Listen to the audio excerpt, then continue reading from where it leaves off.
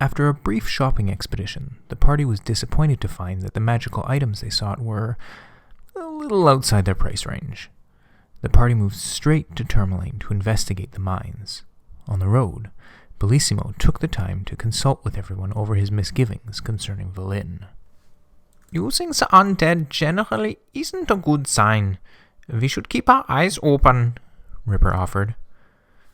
I have little reason to trust or distrust them, though they do present an opportunity for adventure, Damaia replied, stepping over an exposed tree root. That's right. She's put us on the path to glory. That's all that matters, Murdan exclaimed. Whatever you say, resigned Kelagor.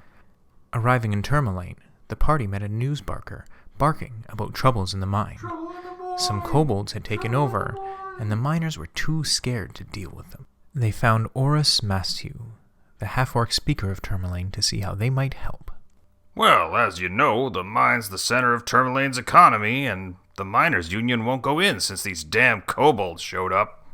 Ach, ja, the kobolds here are very stupid, Ripper said under his breath. I'll give you 50 gold if you can help make the mines safe again. We lost a miner already since those lizards moved in, and between you and me, the union's opened up a new vein just beforehand. The kobolds are using the pit there to dispose of the unwanted guests. One man who escaped said those that are dropped never hit the bottom.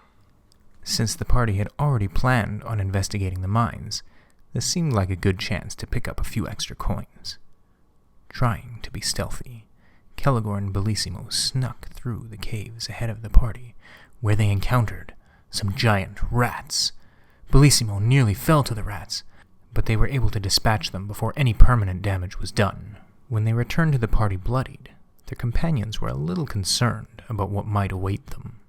What happened? You don't look so good, Murray asked. Nothing. Don't worry about it, said Kelagor. As they descended deeper into the caverns, they saw kobolds sabotaging the only bridge across a chasm. One of the kobolds fell into the deep pit below. The other scrambled up, escaping the party. They ventured deeper into the cave, and Ripper felt a strange but familiar ringing in his head, and ducked off into a narrow tunnel without a word, and was surprised by a grell. With a yell, he summoned the party's full might to deal with this new threat. The grell entangled Belissimo in its tentacles, and with a strong bite stripped him of his life.